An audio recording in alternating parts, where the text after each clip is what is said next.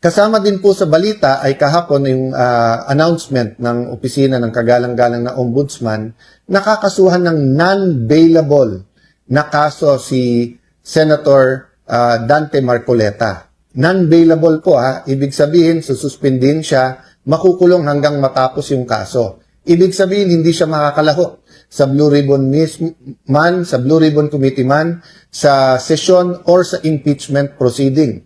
Ang problema po, imbis na ipaglaban ang batas, imbis na po na hanapin ang hustisya, imbis na ipaglaban ang katotohanan, binaluktot ang batas. Bend the law. So makikita po natin, yung Blue Ribbon Committee maganda umpisa sa ilalim ni Senator Marcoleta. Hindi po perpekto, wala pong perpekto.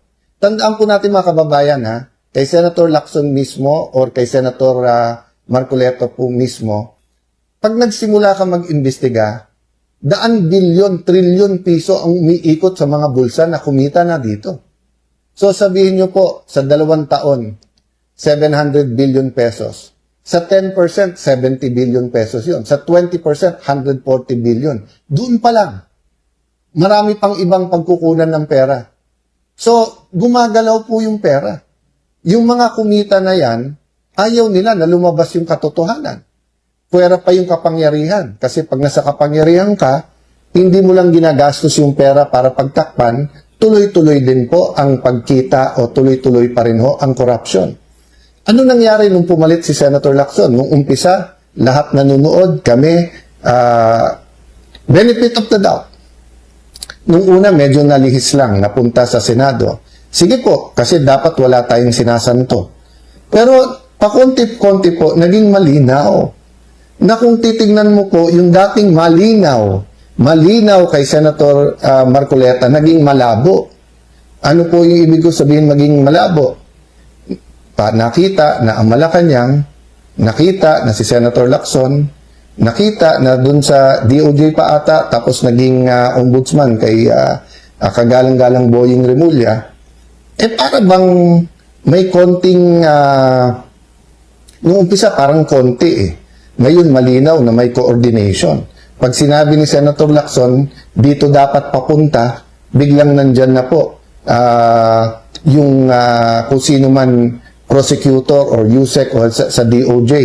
Imbis na i-testing mo yung witness, itago yung affidavit at i-testing kung siya talaga sumulat nun, gusto basahin yung affidavit lang at pagkatapos dadalhin sa DOJ. Ang dami ko pong detalye na pwedeng sabihin at sa tamang panahon. What's the main point?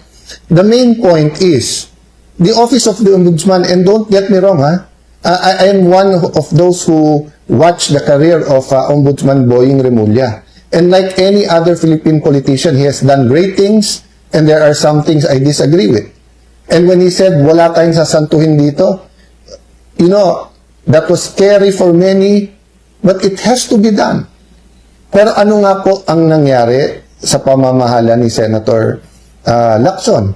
Si Senator Lacson na nagsabi, dito ang direksyon, eto sasabihin. Nung may nabanggit ng mga pangalan, siya na magsasabi, eto sinabi ni Yusek Bernardo, meron delivery pero hindi sa Malacayan, sa ganito. Diba? So, naging kasangkapan ang Blue Ribbon Committee para baluktutin ang batas, imbis na para ito'y gamitin para lumabas ang katotohanan. That's why nung May 11, nagkapag-asa, hindi dahil sa akin, hindi dahil ako'y naging Senate President, kung hindi dahil yung bagong minority, bagong majority na galing sa minority, ay nagsabing tatlo ang ating priority. An impartial impeachment, lumabas ang buong katotohanan sa flood control, at i-address ang problema ng ekonomiya. And I am concerned that it is not only the truth regarding corruption, regarding the flood control scam, regarding many other scams that is being withheld from us. The true state of our economy, ang tunay na pananalapi ng ating gobyerno, magkano na yung utang, anong gastusin, mabagal ba, mabilis ang paglabas ng DBM ng projects, kamusta po ang ating mga government contracts, yung spending. Maraming businessman ang nagsasabi, 20-30% na ang baba ng kanilang sales or ng income or ng tama sa kanilang negosyo. Maraming negosyante nagsasabi na even when the US announced na magkakasundo na sila ng Iran at ng Israel ay lalong hihirap at the end of the year. So there is a lack of honesty. But it is more than a lack of honesty. There is cheating, stealing, lying. So today, the government is facing protest. And they can do two things. Double down. Kami tama, ikulong na lang kayong lahat ng makukulit. Tandaan nyo po, hindi ordinaryong kaso to. Hindi na to yung mga cyber libel na makikita ko nung una. Sabi ko, ba't yung NBI ngayon? Naging Commission on Cyber Libel, yun na lang. And then, pagkatapos, nakita nyo po sa Senado kung anong ginawa. So, nakita na po natin na marami na pong ginawang attack dogs. Maraming institusyon ang tinatamaan na. Kaya napaka-importante ng Korte at ng Supreme Court. Again po we're not against the full application of the law. Lahat ng dapat managot. Pero hindi naman pwede pong medyo aayusin para non-bailable para mabawasan mga senador. Para hindi na pwede mag-participate. Tapos pagkatapos sasabihin, pag kumampi doon, absuelto na. O wala ng kaso. O non-bailable na. Pag dito, hindi. O, hintayin natin si Jinggoy Estrada kasi siya nagsabing may ebidensya siya at hiningi niya na sa tamang panahon siya maglalabas. Pero let's assume good faith. Let's say tama si Ombudsman Boying na walang deal. Sige, hintayin natin. But the point is, bakit po sinasabi ng Ombudsman meron mastermind? Pero bakit nahuhuli? Di ba kung may mastermind, dapat inilabas na kung paano siya naging mastermind tapos kinasuhan. Pero bakit po sinasabi ni Senator Lacson, walang mastermind? Napakagaling naman po kung ganong kalaking anomalya, ganyang kalaking corruption, tapos walang mastermind. At mukhang yung mga nagiging state witness. So ngayon, biglang si Secretary Bonoan, pagkatapos sabihin, wala siyang kilalaman kay Senator Jinggoy, biglang gagamitin ngayon sa kaso ni Senator Jinggoy, at sa iba pa, kulang na explanation walang basis Mukhang yung mga, dapat kasi pagka ikaw, hindi mo kailangan maging least guilty para maging state witness. Pero kailangan hindi ikaw ang most guilty. So that is why we wanted another Blue Ribbon Committee hearing. Hindi lang to para sa ex-Marines o dun sa mga bagong witnesses. Ito ay para sa mga napakaraming government officials na binanggit pero hindi na pinatawag. Tapos ang nag-testify na para sa kanila si Senator Lacson na.